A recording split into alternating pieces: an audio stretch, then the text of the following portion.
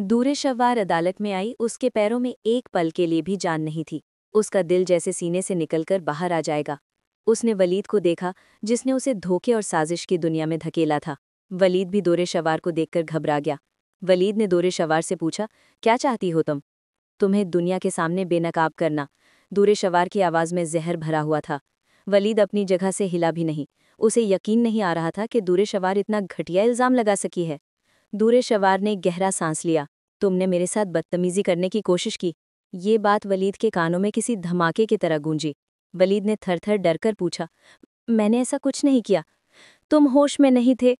दूरे शवार ने मुस्कुराकर कहा, तुम दूरे शवार चिल्ला रहे थे। क्या हुआ है तुम्हें वलीद?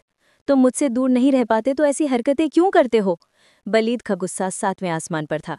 तुम्हें बहुत बड़ी गलतफहमी है। ना तो मैं तुमसे मोहब्बत करता हूँ, ना ही ऐसी कोई बात है। दूरे शवार ने आंखें से कोड़कर डांट ली। अब आपने मुझे सोचने पर मजबूर कर दिया है। जो भी करना सोच समझ करना, वरना मैं ये बात दूसरों तक पहुंचाने में देर नहीं लगाऊंगी। वलीद की आंखों में खौफ था। तुम मुझे और खुद को मुश्किल में क्यों डाल रही हो?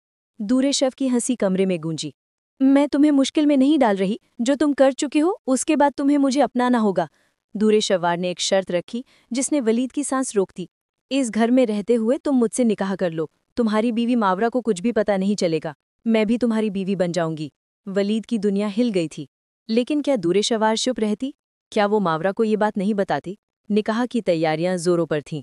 दूरे शवार बहुत खुश थी। उसे लग रहा था वलीद की जिंदगी अब सिर्फ उसी की होगी, और मावरा, वो बहुत जल्द उसकी जिंदगी से हमेशा के लिए चली जाएगी।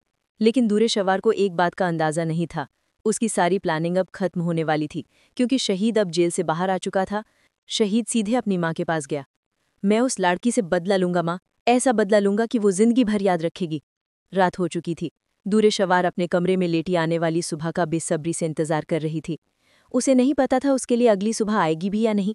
अचानक एक अजीब सी आवाज़ आई। दूरे शवार घबरा गई। ये आवाज़ कहाँ से आ रही है? वो उठकर देखने लगी।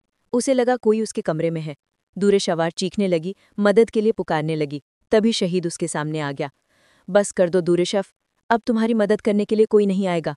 तुम कितनी भी कोशिश कर लो, तुम बच नहीं पाओगी। दूरे शव